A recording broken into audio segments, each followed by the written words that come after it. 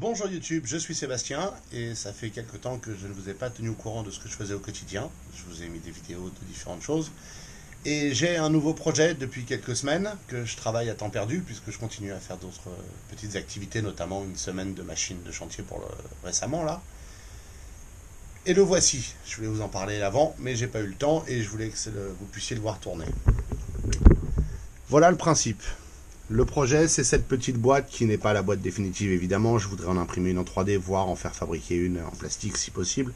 Ou je le mettrai dans une boîte étanche comme on en trouve pour l'électricité. C'est un système de régulation de la piscine semi-complet à ce stade, mais qui sera complet. On a un petit écran qui donne des infos, mais c'est purement pour que vous puissiez les voir. L'interrupteur on-off pour le moment n'allume que les pompes parce qu'elle me casse les oreilles quand elle tourne, parce que la boucle les fait tourner de temps en temps. Donc je les coupe. Derrière la petite boîte, on trouve un capteur de pH. Je trouve pas le circuit génial. J'aimerais bien en faire un moi-même, il faut que j'apprenne comment le faire.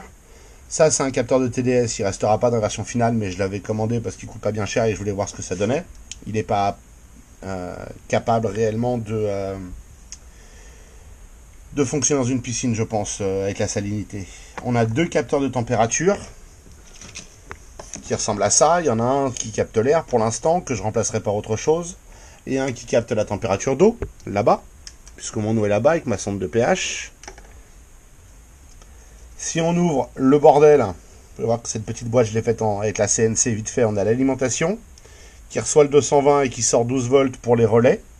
Deux de ces relais sont dédiés aux deux pompes qui vont là, qui sont pour le chlore et le pH.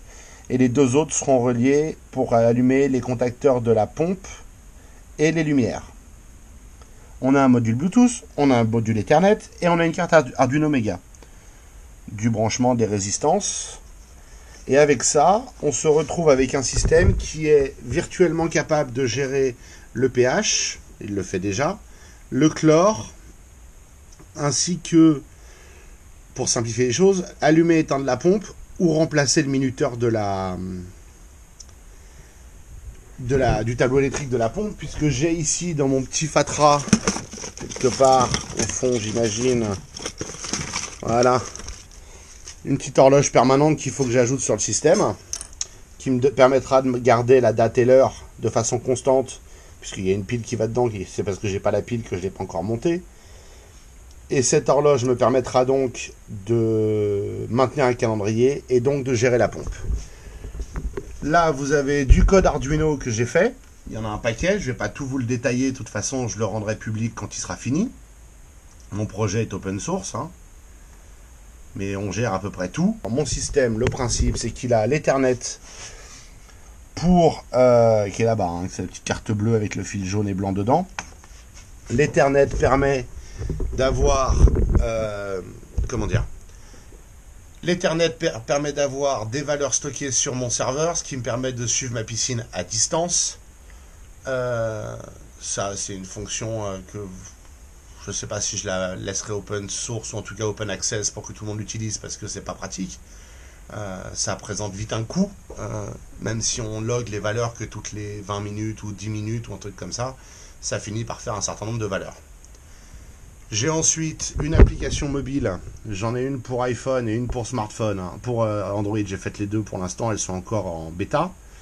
Mais là, vous voyez qu'il me récupère les valeurs directement depuis le truc quand on est à côté. En se connectant, on peut se déconnecter et se connecter, hein, ça c'est facile. Ça se met à jour toutes les 3 secondes.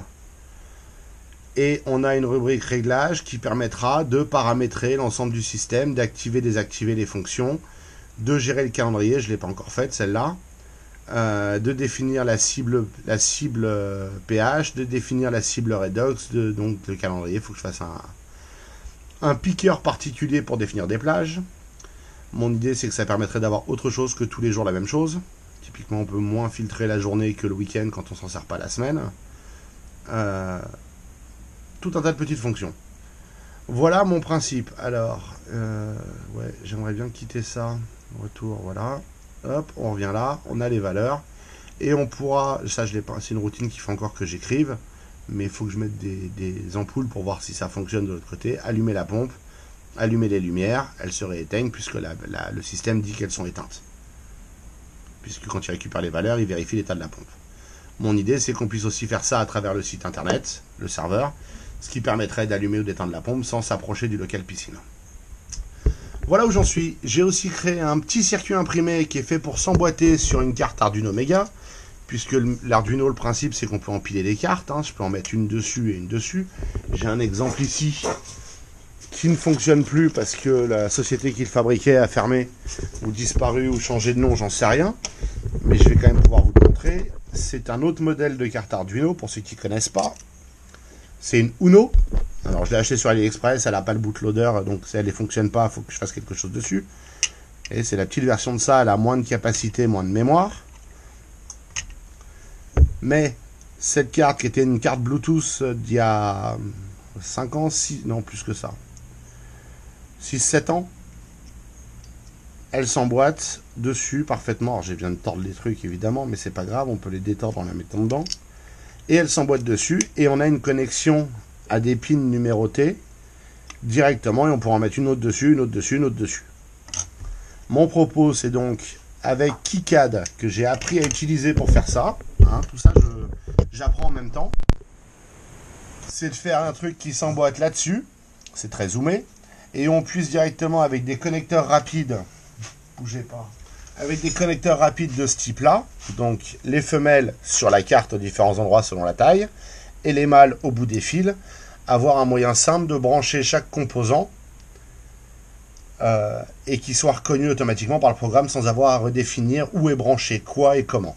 Et ça évitera aussi ce bordel de fils et la carte blanche qui me permet de relier les 5 volts et les masses ensemble et ainsi de suite. Ça remplace tout le bordel blanc et une bonne partie des fils. Et ça permettra de faire plus rangé. Je voudrais aussi ajouter dessus la carte de relais plutôt que d'avoir une prise pour les relais. Donc mettre les relais au bout, ça la fera plus grande, mais c'est pas grave, ce qui me permettra d'avoir accès à plus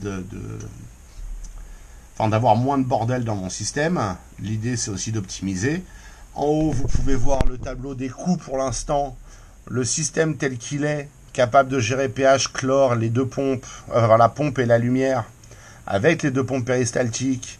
Il manque du tuyau, il manque les colliers de charge pour brancher ça sur la plomberie de la piscine. Mais on les trouve, les colliers de charge, on les trouve dans les 4 ou 5 euros sur internet.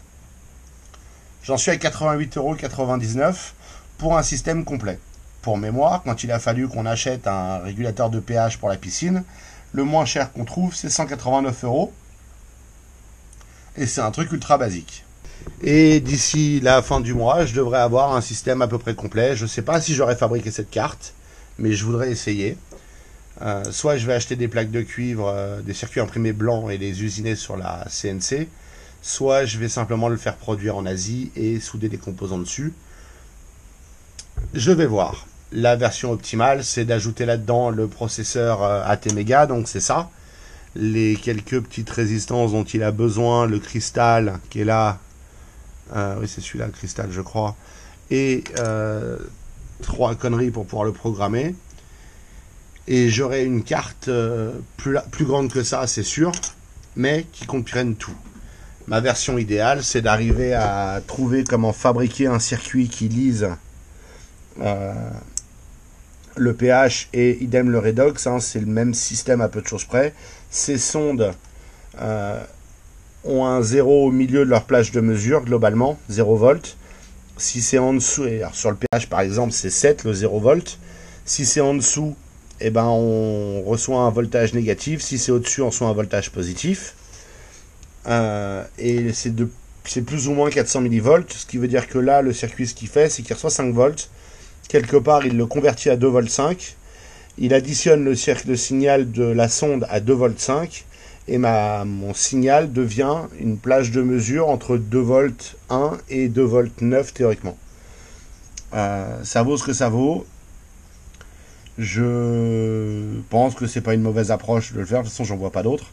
Il faut juste que je décortique un peu ça, que je fasse des recherches pour arriver à reconstruire un circuit. Si j'arrive à reconstruire un circuit, je me ferai un circuit imprimé où il y a les relais qui sont là. Ça prend un peu de place, mais c'est pratique. Encore que cette carte vaut 2 euros et quelques sur AliExpress, donc ça vaut pas forcément la peine de la remplacer. Néanmoins, je remettrai la carte de lecture de pH et la carte de lecture de Redox dessus. Et je vais ajouter un capteur de température sur le circuit, ça s'appelle un DHT11, il est là sur mon truc, qui me permet d'avoir la température et l'humidité, ce qui me simplifiera la vie. Voilà, j'ai un projet électronique, c'est assez intéressant parce que j'apprends des choses, et c'est un truc que j'aime bien dans les bricolages, c'est d'apprendre des choses, et c'est là-dessus que je m'occupe le soir et l'après-midi quand il fait trop chaud pour aller dehors. J'apprends l'électronique et j'apprends à faire fonctionner ça. Et c'est la partie la plus intéressante, c'est d'arriver à avoir une idée au départ. Beaucoup d'idées nécessitent de l'électronique et d'arriver à en faire quelque chose. Et ensuite, quand le code sera au point, je le teste dans l'atelier, pour le moment c'est pratique, je vais mettre 2 bassines d'eau au début. Et d'ici la fin du mois, j'aimerais aller le mettre à la piscine, le brancher et le faire fonctionner. Alors il n'injectera pas de chlore dans la piscine parce qu'on a une piscine au sel. Mais il mesurera la quantité de redox, alors c'est la quantité de détergent dans l'eau, donc l'efficacité de l'électrolyseur, pour valider que le réglage est le bon, parce que en termes d'information, l'électrolyseur à 600 balles, il vous dit pas si le résultat est bon. Il vous dit ce qu'il fait, il vous dit pas ce que ça donne. Résultat, on se retrouve à devoir théoriquement utiliser des bandelettes. Pas optimal. Et ça me gave. J'ai regardé, avant de me lancer là-dedans, j'ai regardé plein de systèmes, j'en ai trouvé des très très très très chers. Si vous avez 800 à 1000 balles à mettre dans le système en avant, mais le prix n'est pas justifié, enfin je veux dire, le prix est excessif dans les magasins de piscine, c'est ce qui m'a énervé au départ, vous l'avez vu quand je faisais le vlog, ça m'énerve toujours maintenant. Donc voilà où j'en suis, et voilà ce que je fais, et voilà pourquoi j'ai pas repris le vlog, parce que je vais pas vous faire un vlog quotidien de l'électronique, et avec la chaleur ou la pluie, le reste s'y prête pas vraiment. Donc je vous tiendrai au courant de ça et je vous ferai des updates et puis on va faire ça pendant quelques temps et ça va être sympa. Et puis s'il y en a que ça intéresse d'en avoir un chez eux, dites-le moi, ça me dira jusqu'où je dois aller en termes de version publique de ça. Le projet est de faire quelque chose d'économique, de viable et de moderne, qui propose des fonctionnalités modernes. Donc si vous avez des idées, des conseils, des remarques, surtout n'hésitez pas. Si ça vous intéresse, n'hésitez pas non plus dans les commentaires. Et puis je vous remercie d'avoir suivi cette vidéo et je vous invite à vous abonner et à la liker pour la suite, tout simplement. Bonne journée.